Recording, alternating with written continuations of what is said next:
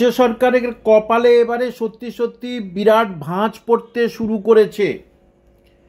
যে ওবিসি মামলার রায়টা কি হবে সেটা জেনে গেছে, অনুমান করতে পেরেছে, কারণ সেন্ট্রাল গভর্নমেন্ট অলরেডি 35 জনের লিস্ট দিয়ে দিয়েছে, যে লিস্টগুলো সেন্ট্রালের ওবিসি থেকে বাদ দিচ্ছে, তার ভিতরে 33 জনা সংখ্যালঘু সম্প্রদায়ের, এবং সেটা রাজ্য সরকারকে বলেছে আপনি ইমিডিয়েটলি এটাকে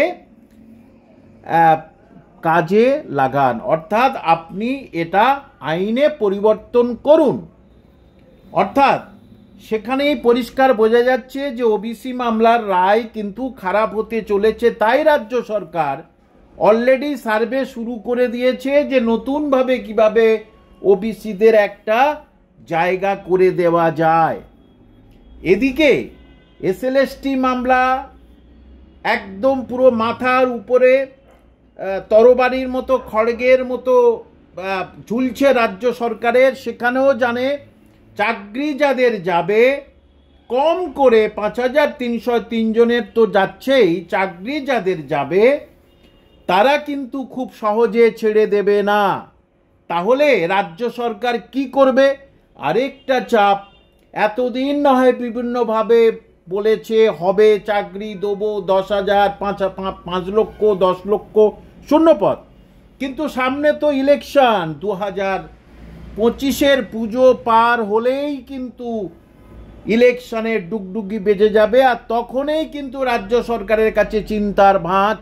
কারণ আজ থেকে 5 বছর আগে, 3 বছর আগে যা অবস্থা ছিল তার থেকে এসএলএসটির মুখোশ খুলে গেল, এসএলএসটিতে যে দুর্নীতি হয়েছে সেটা খুলে গেল, এবং কালীঘাটের কাকুর যে অডিও ভিডিও সেটা আরও সবাইকে পরিষ্কার করে দিল যে এই রাজ্যে প্রচণ্ডভাবে 2 নম্বরই হয়েছে, দুর্নীতি হয়েছে টাকার বিনিময়ে।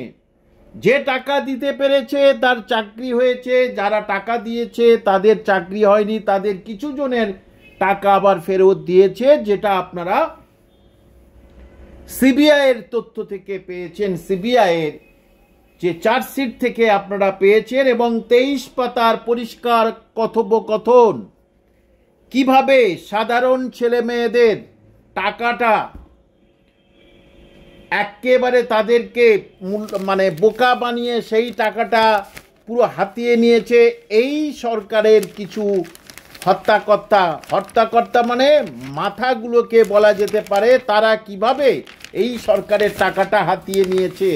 সুতরাং এই সরকার অবশ্যই এইটার জন্যে আরও বেশি চিন্তার মুখে পড়ে গেছে, এবং আপনারা নিশ্চিত জেনেছেন যে 23 পাতার যে সিবিআই যে দুজনের কথোপকথন, সেখানে বহু গ্রামগঞ্জের ছেলে তাদেরকে সাব এজেন্ট তৈরি করা হয়েছে, অর্থাৎ সারা পশ্চিমবঙ্গ ব্যাপী বহু সাব দালাল করা হয়েছে।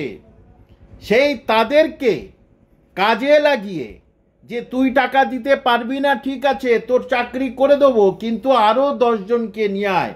এখন প্রশ্ন হলো, যেটা আমার কাছে আসছে, যে যারা চাকরি করে দিয়েছে, যেসব ছেলে ক্যালকাটা ইউনিভার্সিটি পড়তো, অন্য ইউনিভার্সিটি পড়তো, তাদেরকে কিন্তু বাড়িতে হামলা করছে, যদি আমাদের চাকরি চলে যায় তাহলে কিন্তু তোমাদের আস্ত রাখবো না। অর্থাৎ সারা পশ্চিমবঙ্গে কিন্তু ভোটের আগে একটা কেওয়াস সৃষ্টি হয়ে যাবে এবং রাহাজানির সৃষ্টি হবে, যেটাতে ভোটের উপরে ব্যাপক প্রভাব পড়বে, নিশ্চিত থাকবেন। আর সেই জন্যে রাজ্য সরকার এসএলএসটি মামলার রায় বার হয়ে গেলে কিন্তু তড়িঘড়ি যা হোক করে একটা বিজ্ঞপ্তি দেবেই, অন্তত শর্ট নোটিফিকেশন দেবে, কারণ এইটাতে ছেলে মেয়েরা, যুবক যুবতীরা ঝাঁপিয়ে পড়ুক। এদিকে আপনারা দেখেছেন প্রাইমারির অবস্থা একেবারে অথই জলে হয়ে গেছে, এবং প্রাইমারিরও রায়টা বার হবে বিভিন্নভাবে, সেখানে অনেকের চাকরি যাবে, যেটা প্রাথমিক শিক্ষা পর্ষদের উপসচিব পরিষ্কারভাবে লিখে দিয়েছে যে কতজন কিভাবে পিছন থেকে চাকরি পেয়েছে সেটা, এবং তাদেরকে সিবিআই অলরেডি ডাকা শুরু করে দিয়েছে, এবং তারা সিবিআইয়ের কাছে পরিষ্কার পরিচ্ছন্নভাবে সমস্ত কিছু বলেছে। সুতরাং রাজ্যের যারা যুবক যুবতী যারা চাকরির আশায় আছেন, স্কুলে এবং স্কুলের মাস্টারমশাই দিদিমণি বা গ্রুপ সিডি হবেন তারা আরেকটু অপেক্ষা করুন, আপনাদের জন্য সুখবর আসতে চলেছে। অর্থাৎ এই উচ্চ মাধ্যমিক চলছে বলে হয়তো প্রধান বিচারপতি একটু মানবিক হয়ে হয়তো বা রায়টা উচ্চ মাধ্যমিক বিজ্ঞপ্তির পরে উচ্চ মাধ্যমিক পরীক্ষা শেষ হলেই রায় বার হয়ে যাবে। কারণ যে যতই বলুক রায় দিয়েই উনি যাবেন, কারণ ওনার 13 মে ওনার শেষ দিন সুপ্রিম কোর্টে। সুতরাং নিশ্চিতভাবে রাজ্যের যুবক যুবতীর জন্য সুখবর আসতে চলেছে। তার একটা আপনাদের বললাম, অলরেডি 8 তারিখ থেকে শুরু হয়ে গেছে।